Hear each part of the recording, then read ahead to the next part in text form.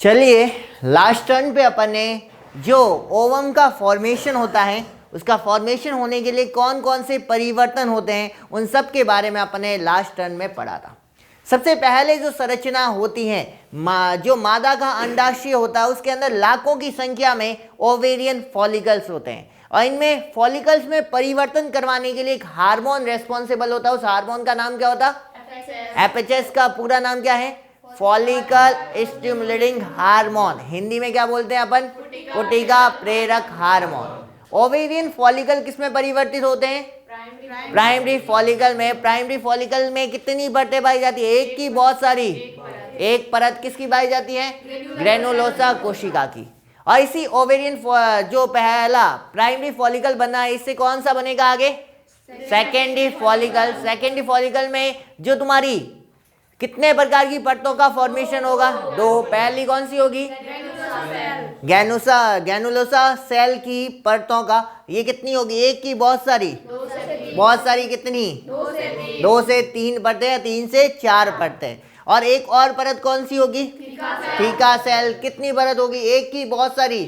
एक परत होगी। और सेकेंडरी फॉलिकल है आगे किसमें चेंज होगा? टर्शियरी फॉलिकल के अंदर। और टर्शियरी फॉलिकल के अंदर जितनी ग्रेनुलोसा कोशिका है वो एक तरफ खिसकेगी, ये पास पास आएगी, एक तरफ खिसकेगी। तो किसका निर्माण होगा? गुआ का। और उस गुआ का नाम क्या होगा? एंट्रम। गुआ बननी प्रारंभ होगी कि बन के तैयार हो जाएगी? प्रारंभ होगी। और जो थीका सेल है वो एक ही परत की रहेगी कि विभाजन करेगी? विभाजन करेगी। कितनी परतों का फॉर्मेशन करेगी? दो। बाहर वाली क्या कहलाएगी? अंदर वाली थीका इंटरना और बाहर वाली एक्सटर्ना। इसके बाद तुम्हारा सेकेंडरी फॉलिकल है वो आगे टर्शियरी फॉलिकल है वो किसमें चेंज होगा? Graafian follicle. इसके अंदर जो गुआ है वो पूरी तरह बनकर तैयार हो जाएगी कि अभी भी आधी अधूरी होगी? बनकर तैयार हो जाएगी। गुआ का नाम क्या था? एंट्रम गुआ। और तुम्हारे जो ओवम होगा, उस ओवम के चारों तरफ एक कोशिका का आवरण बन जाएगा, उसे क्या बोला जाएगा? Corona radiata. यही बात अपन ने लास्ट टर्न पे खत्म की थी। और जो तुम्हारा ग्राफियन फॉलिकल है वो लास्ट में किस में परिवर्तित हो जाता है? कॉर्पस लूटियम के अंदर परिवर्तित हो जाता है। ये लास्ट टर्न पे अपने बात हो गई थी। अब बात करते हैं अंडाणु जनन की, oogenesis की बात करते हैं। oogenesis बहुत सिंपल सा प्रोसेस है, डेफिनेशन तुम समझ सकते हो क्या हो सकती है। तो oogenesis यानी अंडाणु जनन, यानी किसका निर्माण होगा? अंडाणु का। तो अंडाणु के निर्माण की क्रिया क्या कहलाती है? अंडाणु जनन कहलाती है। और जो अंडाणु का फॉर्मेशन होगा वो किस तरीके से होगा, वही अपन यहाँ पे पढ़ने वाले हैं। समझ गए बात यहाँ तक? सबसे पहले जो अंडाणु या ओवम का फॉर्मेशन करती है उस सेल का नाम क्या होता है? oogoneum। क्या नाम होता है? oogoneum। कैसी होगी? 2n होगी कि n होगी? 2n होगी। और ये oogoneum जो है वो किसमें परिवर्तित होगी?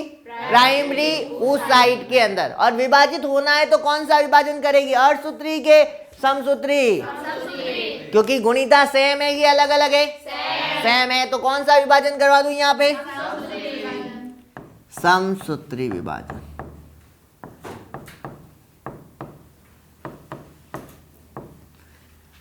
तो सबसे पहले कौन सी कोशिका अंडाणु जनन का फॉर्मेशन करेगी? oogoneum। कैसी होगी? 2n होगी कि n होगी? 2n। कौन सा विभाजन करेगी? समसूत्री। किसका फॉर्मेशन करेगी? Primary oocyte। प्राइमरी oocyte कैसी होगी? n के 2n? 2n होगी। समझ गए बात मेरी? अब बेचारी प्राइमरी oocyte को भी क्या करना है? विभाजन करना है। और ये कौन सा विभाजन करेगी? Meiosis first. लेकिन थोड़ा सा मियोसिस फर्स्ट स्टार्ट करेगी। और ये जो क्रिया हो रही है यहाँ पर जो मैं बता रहा हूँ अब तक की कि oogoneum से प्राइमरी oocyte बन रहा है, ये क्रिया कहाँ पर हो रही है? जब एक बच्ची माँ के गर्भ के अंदर होती है उस समय की क्रिया। और उस समय ये इतना काम करना स्टार्ट कर देती है, ठीक है ना? उसके बाद तो काम चोर हो जाती है, वो अलग बात है। लेकिन माँ के गर्भ के अंदर कुछ थोड़ी बहुत काम करना वहाँ पे क्या कर देती है? स्टार्ट कर देती है। तो जो पहली क्रिया की बात करें oogoneum का प्राइमरी oocyte में चेंज होना, ये क्रिया कहाँ पर होगी? माँ के गर्भ के अंदर। और ये तभी होगी जब माँ के गर्भ के अंदर कौन पल रही हो? बच्चा पल रहा हो कि बच्ची पल रही हो? बच्ची पल रही हो, ठीक है ना? तो उस समय oogoneum किसमें चेंज हो जाएगा? Primary oocyte। अब इतना काम कर दिया। अब तुम्हें पता है लड़कियां क्या होती है? कामचोर होती है। अब इतना काम किया, उसको लगा कि मैंने पूरी दुनिया जीत ली है, तो अब क्या करेगी, अगला विभाजन करना स्टार्ट करेगी। अगले विभाजन का नाम क्या होगा, मियोसिस फर्स्ट। अब ये काम करना स्टार्ट कर दिया और अब लगा कि मैंने बहुत सारा काम कर दिया, तो क्या कर लेगी बेचारी, रेस्ट। और कौन सी अवस्था में आके रुक जाएगी, प्रोपेज फर्स्ट के अंदर। समझ गए बात मेरी। जितने भी विभाजन हो, चाहे अर्धसूत्री विभाजन हो चाहे समसूत्री विभाजन हो, उनके अंदर बहुत सारी फेजेज होती है। पहली होती है प्रोपेज, दूसरी कौन सी होती है रे, मेटाफेज, तीसरी कौन सी होती है, एनाफेज, चौथी टीलोफेज। ठीक है, समझ गए बात मेरी। 4 फेजेज होती है और ये पहली फेज में आके क्या कर गई, टाई फेज। अब ये देखो, बेचारी ने गलती से जिंदगी में पहली बार काम किया, आप कहती है कि मैंने बहुत काम कर दिया, आप क्या करूंगी, आराम। और ये आराम कितने साल करेगी, 1-2 साल की, 13-14 साल। समझ में आई बात। माँ के गर्भ से निकली, प्रसव हुआ, इसने मियोसिस फर्स्ट रोक दिया, प्रोपेज अवस्था में प्रसव भी हो गया, वो माँ के गर्भ से बाहर भी निकल गई और कितने साल की हो गई, 12 से 13 साल की हो गई। तब तक उसके गर्भ के अंदर क्या था, प्राइमरी oocytes थे, वो आगे विभाजन कर ही नहीं पाए। यहाँ पर विभाजन क्या हो गया, रुक गया, स्टॉप हो गया। समझ गए बात, यहाँ तक किसी को दिक्कत है क्या। अब ये जो स्टॉप हुआ है, अब 12-13 साल की उम्र में वापस जागी कि यार मेरे को थोड़ा बहुत अब जिंदगी में कुछ काम करना है, कुछ करना पड़ेगा, कि बहुत ज़्यादा ठूस लिया, मोटे हो गए अब, ठीक है, अब क्या करेंगे, थोड़ा बहुत काम करेंगे। और थोड़ा सा ये काम चोर फिर से किसी ने, जो बी है तुम्हें पता है, थोड़ा सा मोटिवेट कर लेता है, थोड़ा बहुत मोटिवेट हो गए तो बी से वापस जाके कि हाँ भाई जिंदगी में कुछ न कुछ क्या करना पड़ेगा, काम करना पड़ेगा, और फिर से काम करना स्टार्ट किया। ठीक है, और अपना अर्धसूत्री विभाजन क्या कर दिया, फर्स्ट कंप्लीट किया और क्या बना दिया, सेकेंडरी oocyte। अब इसने विभाजन किया तो कितने बनेंगे, एक बनेंगे कि 2 कोशिका बनेगी, 2 कोशिका बनेगी। एक तो बन गया सेकेंडरी oocyte और दूसरी कौन सी बनेगी, फर्स्ट पोलर बॉडी। इसकी गुणिता क्या होगी, n होगी कि 2n होगी, n होगी। ठीक है ना। और ये 2 संरचनाएं जो बन रही है दोनों इक्वल होगी कि कम ज्यादा होगी, कम ज्यादा होगी। एक तो साइज में क्या होगी, बड़ी होगी, और एक साइज में क्या होगी, छोटी। बड़ी होगी वो क्या करेगी, अपना पोषण खुद ले लेगी, और छोटी है वो धीरे धीरे क्या हो जाएगी, नष्ट। अब जैसे बंटवारे की बात आती है तो 2 भाई होते हैं ना, तो बराबर बंटवारा कर देते हैं, और लड़कियां हो तो क्या करती है, ओ मारो ओ मन दो। ऐसा देखा कि नहीं देखा, जैसे तुमने तैयार होते देखा हो 2 बहनों को, जैसे तुम्हारी क्लास में भी 2 बहनें होगी, ठीक है ना, तो एक दूसरे से बब एक को इस कोने में बिठाना पड़ता है, दूसरे को उस कोने में बिठाना पड़ता है। बिठाना पड़ता है कि नहीं बिठाना पड़ता है। अगर पास में बैठ गए तो क्या हो जाएगा, कोचिंग खुद उधर जाएगी। समझ आओ कि नहीं। तो यहाँ पर भी यही था कि यहाँ पर जो बंटवारा हुआ तो वो कैसा हुआ, सम्मान हुआ कि असम्मान हुआ, असम्मान। एक ने सारा का सारा धन ले लिया, दूसरी ने कुछ नहीं लिया। ठीक है ना, उसे झगड़ा करके, जो बलवान था उसने सारा ले लिया, जो सूखी लकड़ियां थी वो ऐसे ही रह गई। ठीक है, समझ गए बात मेरी।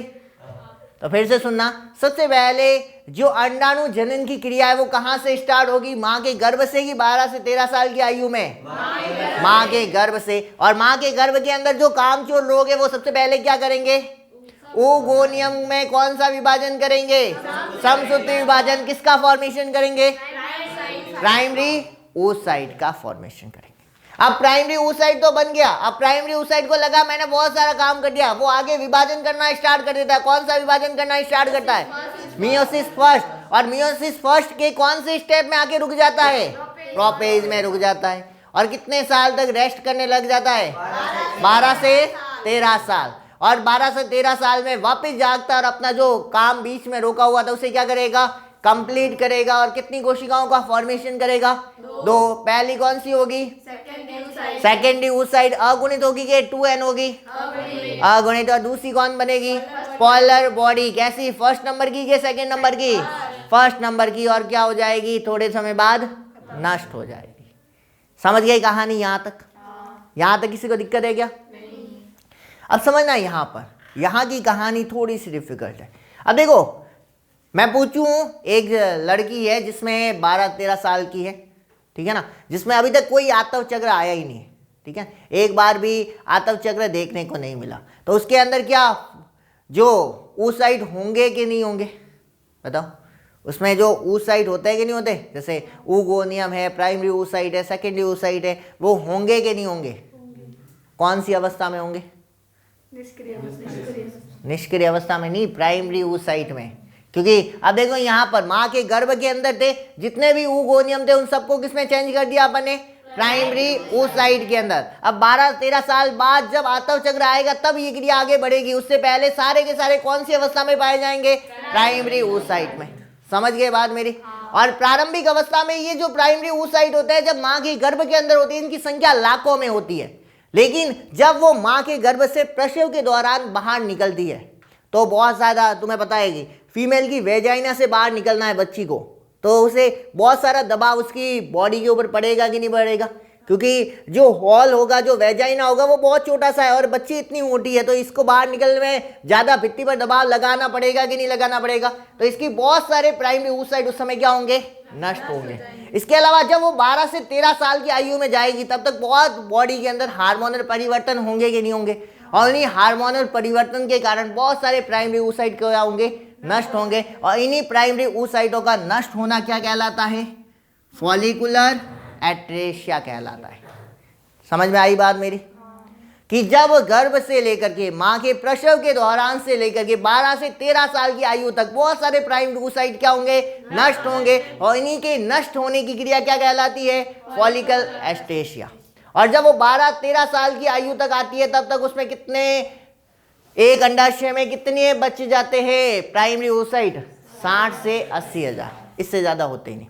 अब जो 60 से 80 हजार जो बचे हुए हैं पर ओवेरी के अंदर, प्रत्येक अंडाशय के अंदर, प्रत्येक अंडाशय एक बार आतव चक्र आया तो एक अंडे को आगे भेजेगा, एक प्राइमरी oocyte को आगे भेजेगा। और प्राइमरी oocyte कौन सा विभाजन कंप्लीट करेगा?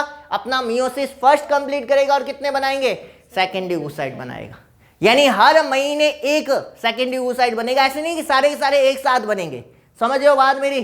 कि जिस इस महीने आतव चक्र आया तो एक प्राइमरी oocyte को आगे किया, उसने अपना अर्धसूत्री विभाजन पूरा किया और किसका फॉर्मेशन कर दिया? सेकेंडरी oocyte का। समझ में आई बात मेरी? आ रही है बात यहां तक समझ? अब देखो यहां पर तुम्हें थोड़ा बहुत आतव चक्र का पता हो तो, आतव चक्र जो होता है फीमेल में जो ब्लीडिंग होती है वेजाइना वाले भाग से, उसे आतव चक्र कहा जाता है। और आतव चक्र कितने दिन का होता है? 28 दिन या 30 दिन या 32 दिन, सब में अलग अलग होता है। ठीक है, तो मेजरली अपन मान लेते हैं कितने दिन का होता है? 28 दिन। और इसमें क्या मुक्त होता है? अंडा मुक्त होता है। कौन से दिन मुक्त होता है? मध्य में। अगर 28 दिन का है तो कब मुक्त होगा? 14वें दिन। अगर 30 दिन का है तो कब मुक्त होगा? 15वें दिन। अगर 32 दिन का है तो 16वें दिन। समझ में आ रही है बात मेरी? अपने मान लिया ऐसे। अब जो अंडा मुक्त होता है जिसे अंडोत्सर्ग कहते हैं अपन, उसमें अंडा जो मुक्त होगा वो कौन सी अवस्था में होगा? ओवम वाली अवस्था में होगा कि सेकेंडरी oocyte वाली अवस्था में मुक्त होता है? सेकेंडरी oocyte वाले में। जब अपन आतव चक्र पढ़ेंगे तब मैं बताऊंगा कि अब जो अंडा मुक्त हो रहा है वो कभी भी ओवम की फॉर्म में नहीं होता है। वो किस फॉर्म में मुक्त होगा? सेकेंडरी oocyte की फॉर्म में। अब सेकेंडरी oocyte मुक्त हो गया, ग्राफियन फॉलिकल फटा और ग्राफियन फॉलिकल में से क्या निकला? सेकेंडरी oocyte निकला। और सेकेंडरी oocyte निकला तो सेकेंडरी oocyte में कौन सा विभाजन होना स्टार्ट हुआ? Meiosis second. और ये भी पूरा नहीं करेगी क्योंकि कौन है? लड़का है कि लड़की है? लड़की है। लड़के ने सारे विभाजन कंटिन्यू किए थे कि नहीं किए थे? अपने पहले पढ़ के आए, कौन सा पढ़ के आए? शुक्राणु जनन। उसमें सारे विभाजन कंटिन्यू किए थे कि बीच बीच में गाड़ी रोकी थी? कंटिन्यू किए थे कि नहीं किए थे? अब गाड़ी चलाते हुए देखा हुआ लड़कियों को? देखा हुआ कि नहीं देखा हुआ? अब ब्रेक यहाँ होते लेकिन उनके ब्रेक कहाँ होते? पैरों में। ठीक है, वैसा ही काम है यहाँ पे। समझो कि नहीं? थोड़ा चला फिर वापस आ रहा, भाई बहुत काम कर दिया, थोड़ी नींद निकालते हैं। तो थोड़ी चली वापस क्या कहेंगे? काम ज्यादा कर दिया, आप क्या करते हैं? नींद। अब वापस सेकेंडरी oocyte भी यही काम कर रहा है जैसा प्राइमरी oocyte ने किया था, लेकिन इतना लंबा वेट नहीं करवाएगा, थोड़ा सा वेट करवाएगा। कितना वेट करवाएगा? हो सकता है ये वेट करवा दे 30 साल, हो सकता है ये वेट करवा दे 20 साल, ठीक है ना, हो सके ये वेट करवा दे 10 साल। ये डिपेंड करता है किसके ऊपर? फर्टिलाइजेशन। अगर स्पर्म यहां पर आया, स्पर्म अगर सेकेंडरी oocyte के पास आ गया तो ये सेकेंडरी oocyte क्या कर देगा? विभाजन कर देगा। कौन सा विभाजन करेगा? Meiosis second. अगर स्पर्म यहाँ पे आया ही नहीं तो ये कभी भी सेकेंडरी oocyte किसमें चेंज नहीं हो पाएगी?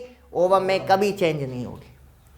यानी सेकेंडरी oocyte को अगर ओवम में चेंज करना है तो क्या करवाना पड़ेगा? फर्टिलाइजेशन। और अगर फर्टिलाइजेशन नहीं होगा तो सेकेंडरी oocyte कभी भी किसमें चेंज नहीं हो पाएगा? ओवम में। समझ में आ रही है बात मेरी? और जैसे ये मियोसिस सेकंड कंप्लीट होगा तो क्या बन जाएंगे, एक तो बन जाएगा ओवम और एक क्या बन जाएगी, सेकंड पोलर बॉडी, क्योंकि बंटवारा करना पड़ेगा। और बंटवारा कौन करवा रहा है, लड़का की लड़की, लड़की बंटवारा कैसा करवाती है, सम्मान की असम्मान, असम्मान। तो यहाँ पे कैसा किया अपन ने, असम्मान, क्योंकि लड़कियां क्या होती है, झगड़ा खोर होती है। समझ रहे कि बात, ये नहीं समझे रहे, आगे बात समझे क्या, यहाँ पे किसी को दिक्कत है क्या। चलो एक क्वेश्चन सोचना, सोचो, चलो कितना दिमाग है। वैसे मेरे को पता है कि यहाँ ज़्यादा लड़कियाँ हैं तो दिमाग है नहीं, लेकिन फिर भी सोचो तुम थोड़ा बहुत, ठीक है। क्या करना है तुम्हें, सोचना है। तो लड़का सही बता दे। क्या बता देगा, लड़का सही बता देगा, हाँ लड़का बता देगा। ला देखो इधर, मान लो एक लड़की है,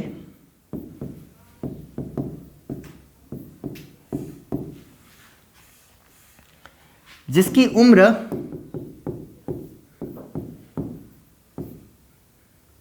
32 साल है तथा इसमें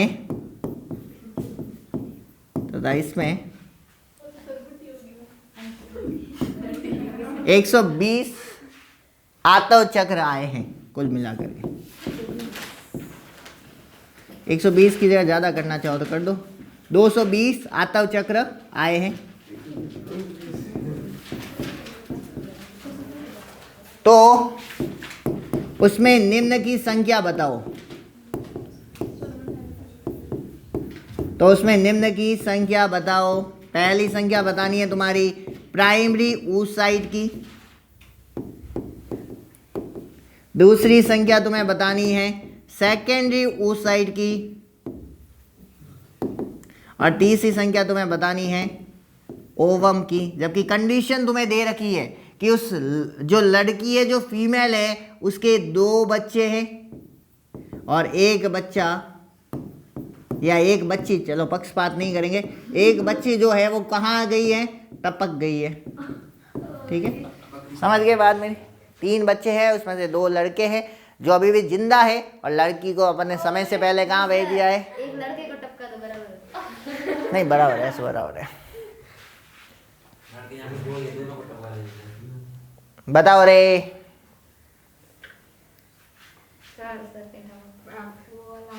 प्राइमरी oocyte 2640, प्राइमरी oocyte 2640, हाँ, और ओवम 3 और वो दूसरा वाला भी 3। वाह वाह, न्याल किधर थे, सरासर गलत है, गलत नहीं सरासर गलत है, सारे के सारे। एक सही हो सकता है बस, वही तुक्का। तीसरे में 3, हाँ हाँ, सेकेंड oocyte।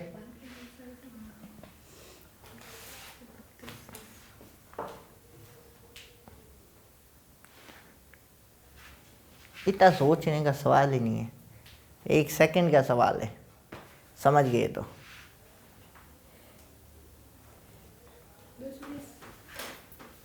क्या 220 प्राइमरी oocyte,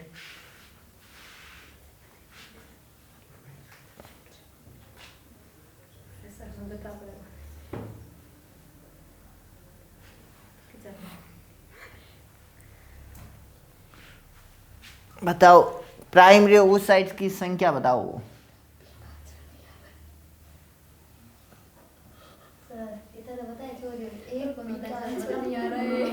बी का आंसर अभी आ रहा है, कि टेंशन ले रहे हो?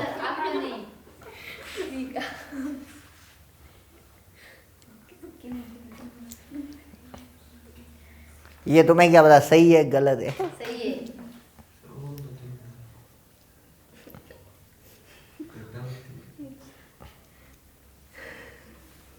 आंसर तुम्हारे सामने लिखा हुआ है, और मैं क्या सुविधा दूं,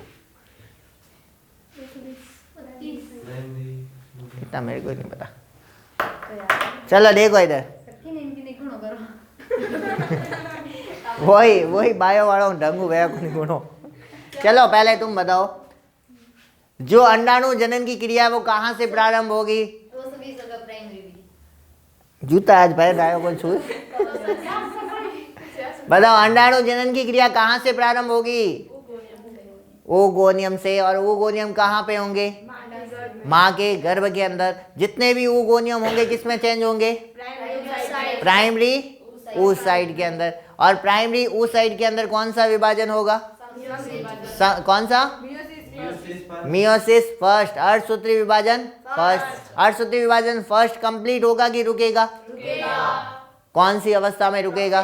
प्रोपेज फर्स्ट के अंदर। कितने साल तक रुकेगा? 12 से 13 साल। और 12 से 13 साल होने के बाद उस फीमेल के पास कितने प्राइमरी oocyte बचेंगे? 60 से 80 हजार। ये पड़ा पहले का आंसर। ठीक है, तो जितनी भी फीमेल होती है उनके पास जो प्राइमरी oocytes होते हैं उनकी संख्या 60 से 80 हजार होते हैं। मैंने बोला बोर्ड पे लिखा हुआ है। अगला सुनो। अब प्राइमरी oocyte ने क्या किया? अब मियोसिस फर्स्ट कर दिया कंप्लीट। सारे एक साथ करेंगे कि एक आंतरिक चक्र आएगा तो एक करेगा? यहाँ कितने आंतरिक चक्र आए? 220। तो कितने सेकेंडरी oocyte बने होंगे? 220। ये तुम्हारे सेकंड का आंसर। सही है सर। समझ गए बात मेरी? अब सेकेंडरी oocyte है वो कौन सा विभाजन करेगी? Meiosis second. और ये मियोसिस सेकेंड कंप्लीट करने के लिए उसे कौन सी क्रिया चाहिए? और फर्टिलाइजेशन होगा तो किसका फॉर्मेशन होगा? ओवम का फॉर्मेशन होगा। ओवम बनेगा तभी तो फर्टिलाइजेशन होगा, ओवम का फॉर्मेशन होगा। तो फर्टिलाइजेशन होगा तो किसका फॉर्मेशन होगा? अरे गोचुओ, बिना ओवम के फर्टिलाइजेशन कैसे होगा? मैं तो कह रहा हूँ फर्टिलाइजेशन होगा तो किसका निर्माण होगा? बच्चे का। तुम करा रहे हो ओवम का, ओवम का। ठीक है, तो फर्टिलाइजेशन होगा तो किसका फॉर्मेशन होगा? बच्चे का। कितने बच्चे फॉर्मेशन किए थे इसने? 2 के 3। ठीक, टपक गया तो अभी बनाता के नहीं बनाता रे? अब 3 बच्चे थे तो बनने दे, तो ओवम कितने होंगे? बस दो तो सही है। दे तो चाहिए है तुक्के। जी correct, B correct. B is always right. ठीक है, समझ के बाद यहाँ तक किसी को दिक्कत हो तो बोलना पहले। है दिक्कत किसी को? तो एक क्वेश्चन और बताओ। चलो बताओ रे गोचुओ।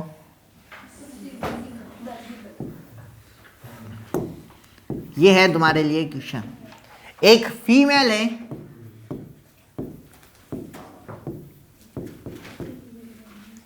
जो 13 साल की उम्र से आतव चक्र उसकी बॉडी के अंदर प्रारंभ हो रहे हैं। और वर्तमान की अंदर उसकी उम्र जो है वो कितनी है? 18 साल। और प्रत्येक महीने उसके अंदर आतव चक्र आते हैं रेगुलर। ठीक है, और 18 साल की उम्र में वो माँ भी बन गई है। और उसके कितने बच्चे हैं? 2 बच्चे हैं। और एक बच्चा हो रहा था लेकिन प्रेगनेंसी की खराब होने के कारण माँ के गर्भ के अंदर ही क्या हो गया? मर गया। Same question, same answer. तो बताओ प्राइमरी oocyte बताओ पहले तो मेरे को। 60 से 80 हजार। दूसरा बताओ मेरे को सेकेंडरी oocyte बताओ।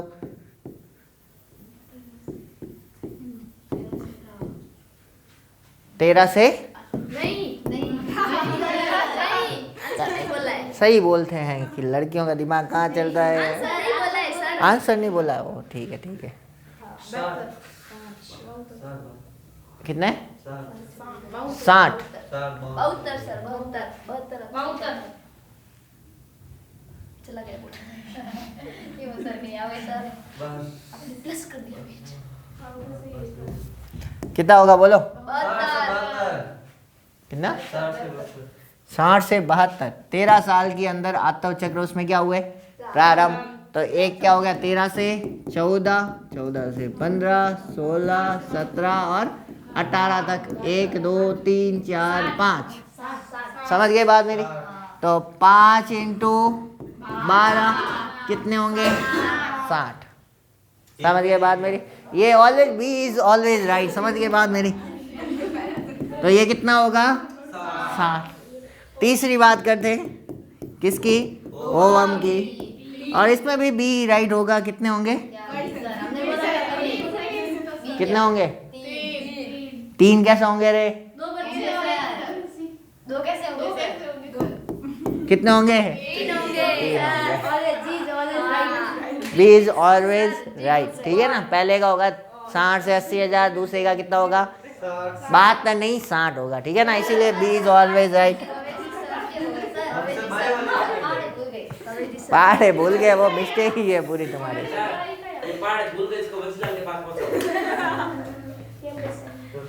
चलो देखो अगली बात करते हैं अपन। अगली बात करते हैं, ये था अपना अंडाणु जनन की क्रिया। अब बात करते हैं अपन किसकी? हार्मोन नियंत्रण की। हार्मोन कंट्रोल कैसे किया जाता है फीमेल की बॉडी के अंदर, कि हार्मोन जो बनते हैं उनको कैसे रेगुलेट किया जाता है, जब ज़्यादा हो जाते हैं तो उन्हें कैसे कम किया जाता है, उनकी समस्त क्रिया विधि को अपन यहाँ पे समझने वाले हैं। तो सबसे पहले समझते हैं कि जो तुम्हारा ब्रेन होता है, जो तुम्हारा मस्तिष्क होता है, ब्रेन है सबके पास? उसको यूज भी करना चाहिए तुम्हें, ठीक है। तो ब्रेन के अंदर जो पीछे वाला भाग होता है, यहाँ पर एक क्या पाई जाती है? ग्रंथि पाई जाती है, जिसे क्या कहते हैं अपन? हाइपोथैलेमस। यह हाइपोथैलेमस एक हार्मोन रिलीज करता है जिसका नाम क्या होता है? GnRH, जिसका पूरा नाम क्या है? Gonadotropin releasing hormone. समझ गए? ये गोनेडोट्रोपिन रिलीजिंग हार्मोन किसके बाद जाएगा? पिट्यूटरी ग्लैंड के पास, ठीक है। अब ये पिट्यूटरी ग्लैंड के पास पहुंचा और पिट्यूटरी ग्लैंड से कितने हार्मोन रिलीज करवाएगा? 2। दोनों हार्मोन्स को सम्मिलित रूप से अपन क्या बोलते हैं? गोनेडोट्रोपिन हार्मोन, ठीक है ना। गोनेडोट्रोपिन रिलीजिंग हार्मोन नहीं है, वो कौन करता है? हाइपोथैलेमस। गोनेडोट्रोपिन हार्मोन का रिलीज कौन करता है? Pituitary gland. और गोनेडोट्रोपिन हार्मोन्स कौन से? एक है FHS, दूसरा LH। FHS का पूरा नाम क्या है? Follicle stimulating hormone. LH का पूरा नाम क्या है? रूटिनाइजिंग हार्मोन। इसका एक और नाम लिख सकता हूँ क्या? ICHS। क्या नाम था पूरा? Interstitial cell stimulating hormone. समझ गए बात मेरी? अंतराली कोशिका प्रेरक हार्मोन। समझ गए यहाँ तक बात? अब जो FHS हार्मोन है वो किसके ऊपर काम करेगा? ग्राफियन फॉलिकल की कौन सी भित्ति के ऊपर? परत। समझ गए कौन सी बनाई थी अपन ने? वहां पे याद आ गया। तो ग्राफियन फॉलिकल के ऊपर तो वर्क करेगा, लेकिन ग्राफियन फॉलिकल की कौन सी भित्ति पर वर्क करेगा? Theca interna. जैसे ही ये FHS थीका इंटरना के ऊपर पहुंचेगा, किसकी थीका इंटरना के पास पहुंचेगा? ग्राफियन फॉलिकल के पास। और कौन सा हार्मोन वहां से रिलीज होना स्टार्ट हो जाएगा? एस्ट्रोजन। समझ गए बात मेरी? जब ब्लड के अंदर एस्ट्रोजन ज्यादा हो जाएगा तो यही मैसेज कहाँ पहुंच जाएगा? तुम्हारे हाइपोथैलेमस के पास। और हाइपोथैलेमस किसके सिक्रेशन को रोक देगा? GnRH का सिक्रेशन को क्या कर देगा? रोक देगा। आई बात समझे? अब बात करते हैं दूसरे की। ये तो कहानी आ गई समझे। अब दूसरी कहानी की बात करते हैं। पिट्यूटरी ग्लैंड एक और हार्मोन रिलीज करती है जिसका नाम क्या होता है? LH। LH किसके बाद जाएगा? कॉर्पस लूटियम कौन सा हार्मोन रिलीज करवाएगा? Progesterone hormone. और प्रोजेस्ट्रोजन हार्मोन किसके बाद जाएगा वापस? अगर मात्रा ज्यादा हो गई तो हाइपोथैलेमस के बाद किसके सिक्रेशन को रोक देगा? GnRH का। तो क्या LH का सिक्रेशन होगा क्या? तो क्या प्रोजेस्ट्रोजन का सिक्रेशन होगा कि नहीं होगा? नहीं होगा। बस यही है हार्मोन कंट्रोल। समझ गए बात मेरी? यानी कुल मिलाकर के तुम्हारे जितने भी रिप्रोडक्टिव हार्मोन है, चाहे मेल हो या फीमेल हो, उन सब का कंट्रोल कौन करता है? हाइपोथैलेमस। जो लड़कियों के पास क्या होता है? कम होता है। लड़कों के पास क्या होता है? ज्यादा होता है। हाइपोथैलेमस से कौन सा हार्मोन रिलीज होता है? GnRH। GnRH किसके पास जाएगा? पीयूष ग्रंथि के पास। पीयूष ग्रंथि कितने हार्मोन रिलीज करेगी? पहला कौन सा होगा? FHS। दूसरा LH। FHS किसके पास जाएगा?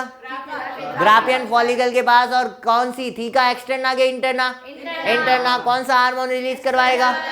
एस्ट्रोजन। एस्ट्रोजन की बात खत्म। दूसरे की बात करते हैं। LH किसके पास जाएगा? कॉर्पस लूटियम के पास। लूटियम से कौन सा हार्मोन रिलीज करवाएगा? प्रोजेस्ट्रोजन। याद रखने के लिए बहुत बार कंफ्यूजन होगा। यहाँ पे F है तो फॉलिकल के पास जाएगा। समझ गए बात? LH है तो किसके पास जाएगा? L के पास, लूटियम के पास। ये F के पास कौन आता है? E। तो ये कौन सा हार्मोन रिलीज करेगी? एस्ट्रोजन। दूसरा बच्चा कौन सा? प्रोजेस्ट्रोजन। समझ गए बात मेरी? याद रहेगा क्या? तो आज अपन यहीं तक करेंगे। नेक्स्ट टर्न पे पढ़ेंगे अपन आतव चक्र, जो फीमेल के अंदर एक स्पेशल केसेस होता है जो सेक्सुअल रिप्रोडक्शन को प्रदर्शित करता है। तो नेक्स्ट टर्न पे अपन मिलेंगे आतव चक्र के साथ।